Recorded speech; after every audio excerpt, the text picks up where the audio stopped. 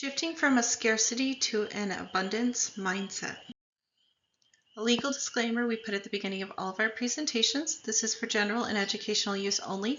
Content is not intended to substitute for professional, legal, or clinical advice.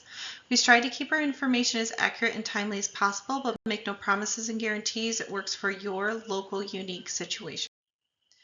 As an introduction, I want to have a good discussion of what these words mean, because if you don't understand what they mean, it's really hard to shift your mindset. So mindset shapes how you look at the world, how you view your relationships, your challenges, your triumphs, your struggles, your personal growth, your financial growth. We can all have the same world in front of us, but we all live in a very different reality. And so it's phenomenal, that mindset, that I could think that was a traumatic birth experience and the client thinks it was a great birth experience. I can think, oh my gosh, that was the most beautiful birth I saw in the world, and she on the inside was having abuse thoughts and trauma, and it was the same situation, but it's how we're perceiving it. And so mindset is very powerful when we talk about abundance versus scarcity and viewing things. Are you a person that does the glass half full or a person that does the glass half empty? We still have the same situation in front of us. Are you going to try to solve the problem and fix it and improve things, or are you just going to complain and not do anything and just sit there and it's going to be the same thing as it was? Scarcity mindset is driven by fear, competition, limited resources.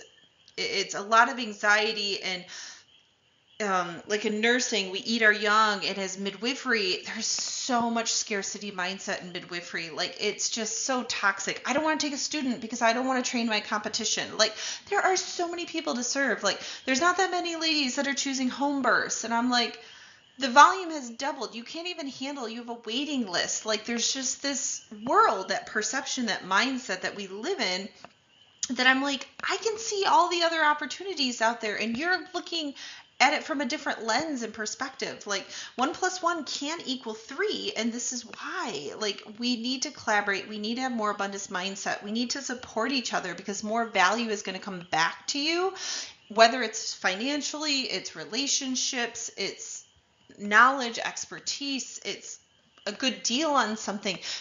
The law of attraction is truly powerful. And if we're putting out to the universe fear and anxiety, and it's hard, like, I've went through phases, and I still, every day, we're human beings, where crap after crap after crap happens, and you're just going to this fear cycle, into this scarcity, and you just want to shrivel up in a hole and die. And then it takes a while to get back out of it. So I think as time goes on, that abundance mindset, when you get hit with those resistance and those stressors and those challenges, you've built up a reserve that they don't hit you as hard as they used to. But it takes time. If you've lived your entire life as scarcity, it's very difficult to have little ounces of abundance. Like, you're just, oh, something bad's going to happen. It's going to happen. Oh, that never happens to me. Versus, you know what? I made a mistake.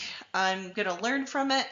The more mistakes I have, the faster I'm going to excel, versus, oh, I failed, I'm a failure, I'm never trying again. Like, people that are financially free, people that have big business Goliaths, they never just shot right up to the top. They kind of went up, and then they went down, and then they struggled, and they had good times and hard times. It was the resilience, it was the abundance mindset, it was the endurance and passion and drive that put them through the thicks and thins of things. So abundance mindset is opportunities, unlimited growth, collaboration, win-win situations. We all bring different skills to the table. Every midwife serves different types of clients. You're a midwife that more does a religious base. I'm a midwife that, because I'm a nurse midwife versus a CPM, I tend to serve more healthcare providers, and you tend to serve more people that don't want to be part of the mainstream system, and that's okay.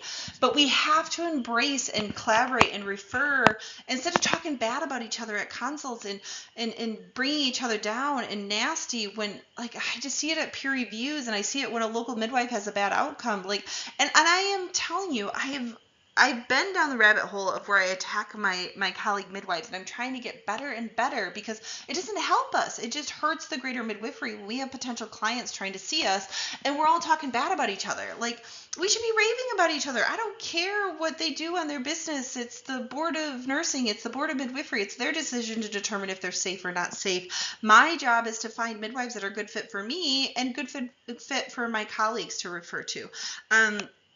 And it's that way in your personal life with exercise. And when a bad thing happens in a car accident, you can look at, oh my gosh, that was so horrible. Like, oh my goodness, I'm so glad I'm alive. Like, every ounce of what happens in our lives, we can approach it two directions. Understanding the scarcity mindset is the fear of losing. It's a competitive nature. It's short-term thinking. There's no gratitude. There's no appreciation. You're always complaining. You're always fearful. People are out to get you. Like, it doesn't attract good things into your life. You attract to you more people that think like you, because if you're around abundant people and they hear you with a scarcity mindset, they're going to go away from you, and you're going to attract more people that are like you. I saw some really cool statistics that I loved. It's more on the financial side, that you are the average income of the people you hang around. But I also think there's like a mindset scale of like scarcity and abundance, and you're probably the average of the mindset of all the people you hang out with. Because if you're at a low end of a scarcity mindset and fear and complaining and everything is bad, and someone else is a high achiever, high abundance opportunities, they're not going to hang out together. That person that's abundance and opportunity is going to feel leached off by the person with a scarcity, and they're going to separate. So like, if you want to be surrounded by great people, you need to be in the right mindset to attract them to you.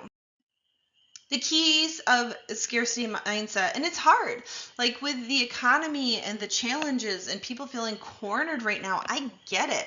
They're like, why is all this war happening and all these human trafficking and all this corruption and all this political tension, and is the US going to be in a civil war? Are we going to be in a nuclear war? Like, you can go down that rabbit hole of apocalyptic doomsday, and I've done it. But I've gotten a mantra of, if I can't control, I let it go. Like, okay, I can't control if they decide to hit the button and do nuclear war. It would be horrible. It'd be sad. I hope we get a quick death. But I can control, we're getting less and less food, and the food at the stores, like grocery stores, if the trucks don't come, we're always 3 meals from chaos. Like, our complex economic system is super, super fragile. It used to be local markets, local farmers, and it's like one big supply chain for all these resources, and if they don't exist, it crumbles. So like, I can have a garden, I can have reserves of food and water and live out in the country versus the city. Like, there's certain things I can do to reduce my risk. And it's not that you're fearful. I think that's a big difference of like, because you have all this research and you know all these potential ways, doesn't make you a scarcity. I look at it as like food insurance and risk reduction, and like, I know all these things, but I also know what opportunities we have. Like, when depressions happen and hard times happen, people accelerate and soar because the people that are resilient and think outside the box are what brings us out of these challenging times. So there's cycles, they happen over and over again. I think that was what was really comforting to me when I started going down this rabbit hole in 2016-17, is it was like, everything's bad, we're all going to collapse, it's horrible, why do I even bother? But now that I understand history and cycles, this happens over and over again. We have the Black Death, we have turf wars, we have all this stuff. Like, human resiliency goes in cycles, and we're just in those cycles where it's the tougher times now. But people have thrived during the Depression. If people read diaries about the Jewish concentration camps, like, it blew my mind. These people had everything taken away, but they're like, they can't take my mind. Like, they can't take away the way I think and the way I feel. And so when I read these stories about people in the Depression that were happy and lived a good life, even though there was quote unquote so much suffering around, they lived in the country, they weren't so dependent on the system, they had kids, they had skills, they had the right mindset. So I've just learned over time that, like, we get to choose the perceptions of our world. We all live in the same world, and we all get to decide what to listen to for news stations and independent media and podcast, or not anything, and just put your head in the sand like an ostrich. Like, that's your choice and that's your mindset. Like, I giggle with the Amish and Mennonites because they're just isolated from the world. When COVID and everything happened, they didn't go through all the trauma that the rest of us did because their mindset in the world they lived in didn't have all the big system. Like, so it's your community, it's your mindset, it's the way you can live to determine if things are scarce or abundance. So the power of an abundant mindset, there is so much with quantum physics and the energy that our body puts off, and there's parts of our brain and the organs that, like, when you're scarcity, they shrink, and when you're abundance, they grow, and other parts of your brains goes off. You think differently, your energy levels differently, you attract people and opportunities. You're just like, how did I meet that amazing person, and this stars aligned for something? There's so much science behind an abundance mindset, the law of attraction, and visions, and like I don't know if you ever saw the story of Carey. He carried $1 million check in his pocket and said, I'm going to make $1 million. I'm going to make $1 million. And with the movie The Mask, he asked for and he got $1 million for his first big movie gig. So there is so much power. I love the story with like Chris Hemsworth and his wife. Like, she has a Thor tattoo as a teenager on her back that she got, and now she's married to Thor, like the guy that plays in all the movies. So like, there is so much studies and so much out there that's more than just quote unquote coincidences. But if you don't have the right mindset and can see the opportunities, like if you're in a scarcity, you can have an opportunity right in front of you and you don't even see it. You don't even know because your brain's not looking for it. So an abundance mindset is collaboration over competition. You want to bring everybody else up. Your mindset is, if they're successful, I'm successful. Because if you make $1 million and everybody else is in poverty and struggling, your $1 million won't buy you anything. If the system's collapsing, and that's what's fascinating, there's two types of rich people out there. There's the ones that are the rich hoarders, the doomsday preppers, making their giant bunkers and saying, screw everybody else, this is mine, mine, mine. And then there's the rich out there, the philanthropists, the ones that are like, I don't care if I have a bazillion dollars, but if the world doesn't exist anymore and everything's falling apart, we all go down together. Like, we want to build up. We get happiness from inspiring the next generation, from making things better for everybody else makes it better for us. Positivity, gratitude, like, I grew up in the farm country in the Midwest, and you worked hard and you never complained, but you also never got compliments. So it's been a challenge for me to not just expect everybody. You work hard and you just do it, like to say thank you and to show appreciation. In my head, I'm thinking, oh my gosh, that colleague of mine is working so hard and did such a great job. I've had to get in the habit of saying it because I didn't grow up that way. And you'd be shocked. Like, you have tension, you have crazy shifts, you have crazy bursts, you have crazy times. When you pause and appreciate your loved ones, you appreciate your colleagues, you appreciate the universe, things are just different. They get better. You get the energy back to you. Long-term thinking, you're dreaming big thoughts and visions versus, how am I going to pay my next house payment? How am I going to pay for groceries? How am I going to survive tonight when I only got a few hours sleep? Like, when you're scarcity, you're short term, you're survival mode. When you're scarcity, you can't grow, you can't get past it. It's hard to take the first leaps. Like, there are so many studies that the first $1 million that people make is the hardest. But once you make $1 million, you've created the habits. You have to get past bridging the systems, the mindset that's got you in where you're at. And once you do it, after you make the first $1 million, after you get passive income streams, they're so much easier to create. And it's not because of the other ones. It's because you had to go through a learning curve. You had to create the knowledge, the tools, the resources to attract those things, to create those things for you. A belief in unlimited resources. Anything is possible. Like, I have went down so many journeys the last year and a half with so much trauma and with death in my family and bad coincidences of things happened, that I went on a spiritual journey, and I'm just like learning about all these like things we just don't see and we don't know and we don't understand that are out there, whether it's extraterrestrials, or literally there was a documentary that just exploded last week with the Giza pyramids and all the topography that's showing these massive cities underneath of us. Like, this belief that we live in this illusion of control and a system, and we're ingrained from little to believe and think a certain way of how we have to live, how we have to act, how we have to behave. There was a really good book that my life coach gave me, The 4 Agreements, and it was hard, even though it's not a thick book. It took me a few times to read it and process it, because our mindset and our world we live into has been 99.9% conditioned for us from our family, our schools, our institutions, our culture. And to break down those beliefs and create a new paradigm for ourselves is scary, but it can be done. We can create anything. Our minds are so freaking powerful. Like, the pain perceptions. There's studies where women don't need anesthesia for C-sections because of our minds. Like people that do amazing things, they have near-death experiences, they die for a long time and come back. Like the more and more I learn about all aspects, not just business and finances, but I love to learn. Like I there's so much out there that makes you humbled that yes, there's so much possibilities.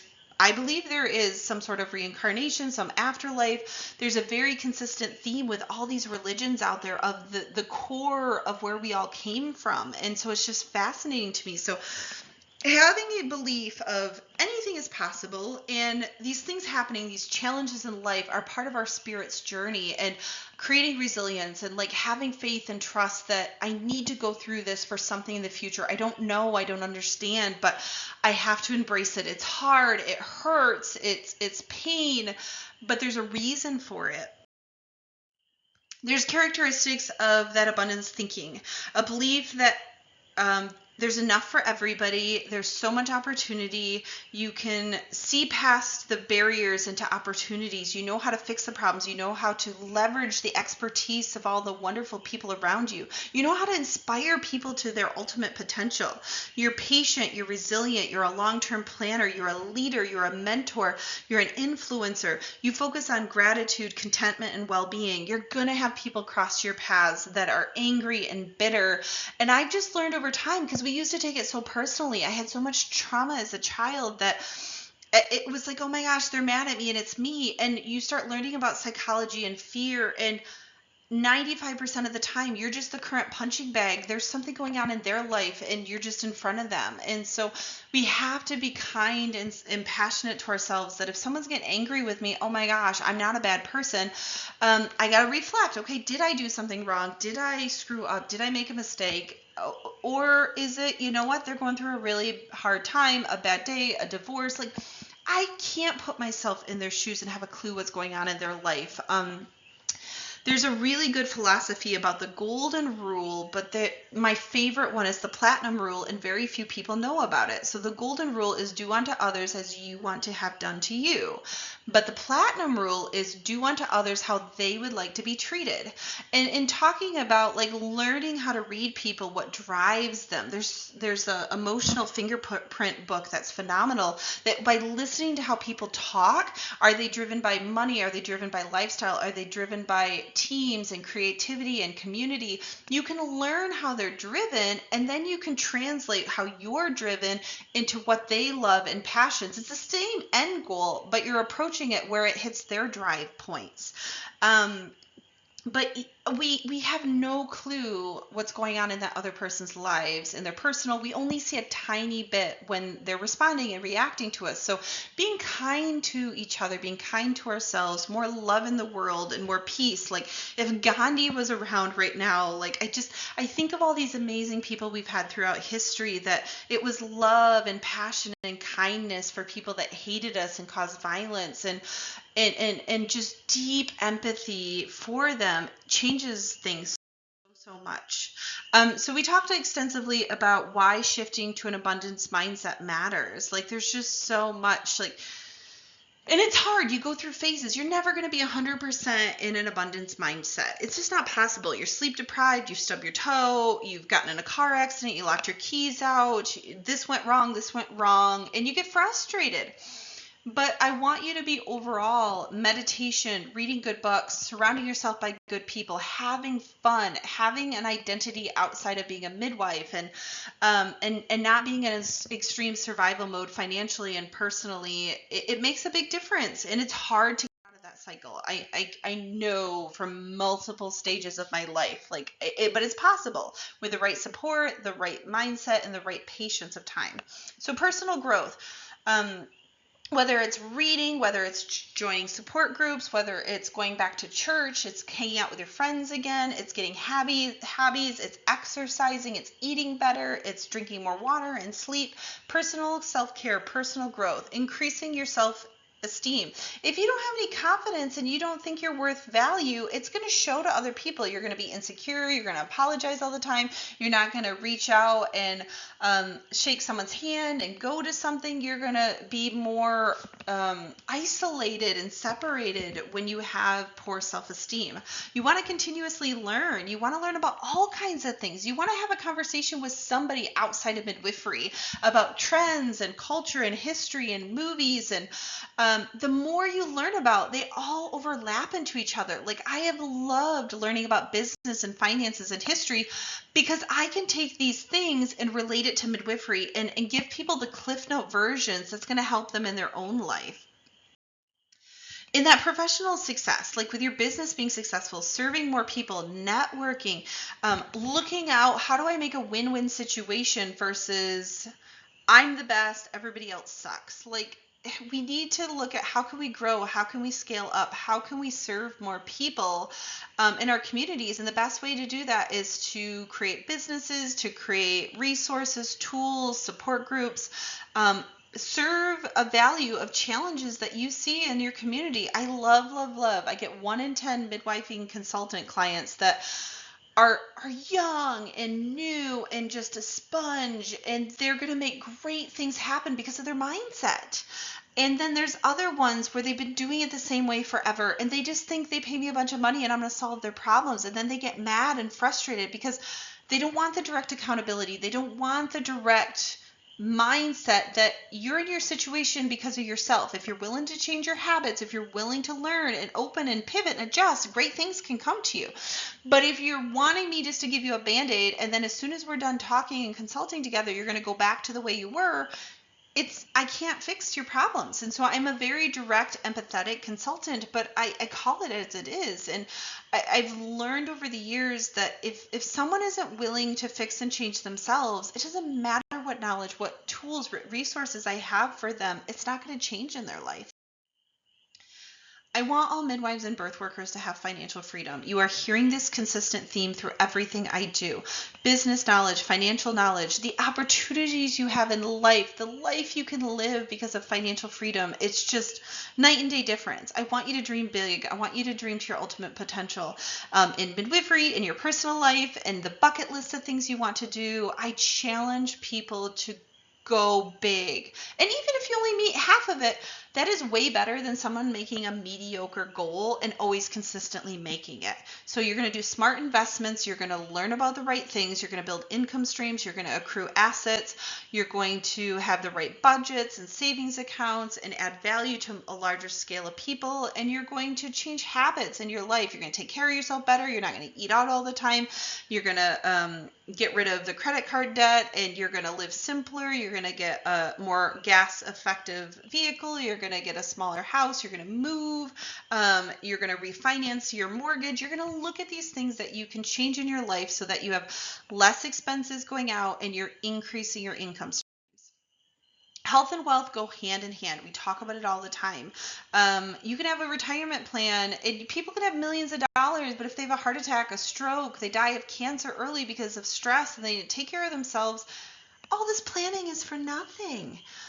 It's just, I stress, money can't make you healthy. It can't solve your problems, but you'd be shocked. Health and wealth go hand in hand. Your endurance level, your energy, who you attract to you, how you look, how you feel, your mindset of if you feel sexy and amazing and awesome, you're going to stand up, you're going to stand. But if you feel overweight and insecure, you're going to hide in the corner, and you're going to feel fearful of presenting yourself and getting yourself out there.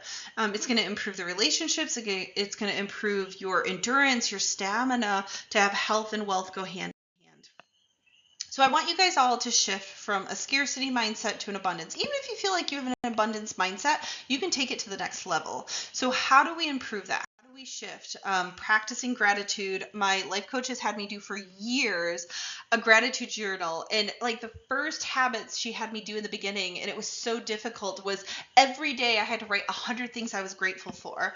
And I was like, I'm grateful for the air I'm breathing. It's clean compared to India and pollution. I'm grateful I have shoes to wear. I'm like looking all over the room of like what I'm grateful for. But it was the exercise. It's the constant conditioning your mind to appreciate all the things around you versus you're complaining. Like, I'm grateful I have a roof over my head. I'm grateful I'm safe right now. I'm grateful I'm not in a third world country that's being bombed and the women have no rights. And there's women getting raped and death and sorrow. And I grew up, I was born into a family that gave me opportunities and love and knowledge. So like, you have to practice gratitude, and sometimes you have to get creative when you're starting to do this because our minds aren't thinking that way. And so it takes habits. Now I just do it at nighttime subconsciously. In the morning, I wake up and say 3 of the things I'm grateful for. And then when I go to bed, 3 of the things I'm grateful for. And you get a habit, and it gets you in the right mindset. It gets you to sleep in the right mindset. It gets you waking up in the right mindset. Like, I do a lot at bedtime with like a law of attraction hypnosis and positive thinking hypnosis. I don't go to bed watching horror movies and scary things and news and trauma because it gets your mind to think and sleep about that and put it deep in your subconscious. So these are little habits that you can do to change your mindset. Reframing from negative thoughts. I get it. It's hard when it's raining and I just want to go outside and go to the beach. Like, okay, I can go to the beach later. Let's look at the weather. I can't control that it all of a sudden started raining, but I can make choices. I'm going to pivot. I was going to work on some stuff this afternoon. I'm going to work on it now, and I'm going to go to the beach later. Like, these are those things you can do to pivot and change. You got a challenge in front of you, and are you going to pout and throw a tantrum like a toddler would do? Or are you going to pause and be like, okay, how do I handle this challenge? What can we do? Yes, I had some goals. Let's prioritize. Let's pivot as a team. Let's pivot in our life. Like, oh my gosh, I just slipped and broke my ankle. My whole life just pivoted. I had all this stuff and plans, and you just have to adjust, and you have to say, I am so glad I didn't break my neck. Like, there's so much we can do to just appreciate, like, okay, the universe needed me to have some time to pause and reflect and XYZ. So like, there's so many ways we can do it. Am I not good enough versus I'm possible. Anything's possible. I am an amazing asset to the universe, and my brain and my mind can do amazing, wonderful things and make big change. And this is how I can do it. Set long-term goals and then reverse baby steps to make them happen. But when you're in such a deep negative scarcity mindset, you have to just start with baby steps first. Like, it's not even possible to think big visionary, big goals when you're in an extreme survival mode and you've had your entire life scarcity mindset. You have to start with little things. You have to start with the scarcity, just pausing and recognizing, being more present in the moment of like thinking about what you're saying and how you're doing it, instead of just autopilot and doing what you've always done. You start a gratitude journal. You say, I'm going to give 5 compliments today, and I'm going to force myself to make the compliments, and I'm going to watch for opportunities where I can leave a compliment and I can see opportunities to help people. You gotta force yourself to think differently, little baby steps in the beginning, but then once you make momentum, you start dreaming big, you start setting goals, you start having a vision board, and it just compounds on itself. Surround yourself with positive people. It's the law of attraction. You want to be the weakest asset in your group and your support, but you also want to add value to them. You don't want to just be the leech, give me, because you won't be in the group very long. You want to say, hey, I want to learn. Like, you guys have a huge real estate portfolio. You have an amazing birth center that I want to replicate and create in my area. I would love to learn from you. How can I add value to you? Because your knowledge is so important to me. Can I work on some policy? Can I work on some things? Can I come work at your birth center for 3 to 6 months and do some administration learning with you, but be free labor? Like, add value, create a win-win situation. And you'd be shocked how they're like, oh my gosh, it's amazing. Thank you so much. I appreciate it. Like, compliments and flattery, and not just lying, but telling you the truth. Like, oh my gosh, I adore you. You are such a hard worker. Like, I hope I can be a fraction of what you are someday. And it's amazing how you'll get it back to you, because we want positivity, energy, success, optimism, creativity, thinking outside the box. You're going to attract those people also looking for those type of relationships. Focus on abundance and not scarcity. And I know it's so hard. We go through phases and like, okay, I'm hungry. What if the grocery store doesn't have food? Like, I'm on an island right now and there's just not nearly as many supplies, so I can throw a tantrum or I can get creative and I can have things shipped here, and it takes longer and you got to plan and you work through the challenges and you just appreciate the opportunity that, okay, Michigan is cold and I'm on an island right now, and yes, some of the things are, the power goes in and out, it feels like a third world country, the hospital's missing a bunch of stuff, but I've got great nurses and great doctors to work with, and the clients, the patients we're serving are amazing. Like, it's all how you present it and look at things when you're embracing the moments and the challenges that you're in at the moment. Investing in yourself, like, you are your greatest asset. You will hear me say it over and over again. And knowledge is power if applied. So applied knowledge. You need to learn things and then implement it into your life. Add value to other people, grow from it, and not just have a narrowed mindset. I think that was a big shift for me too. My entire life I was like, school is because I have to do it. I'm only going to do the bare minimum of homework. I'm only going to do my CEUs that are mandatory. I'm only going to take my courses that are required to get this degree, that are required for this job. I'm not going to learn about all these other subjects because they don't matter.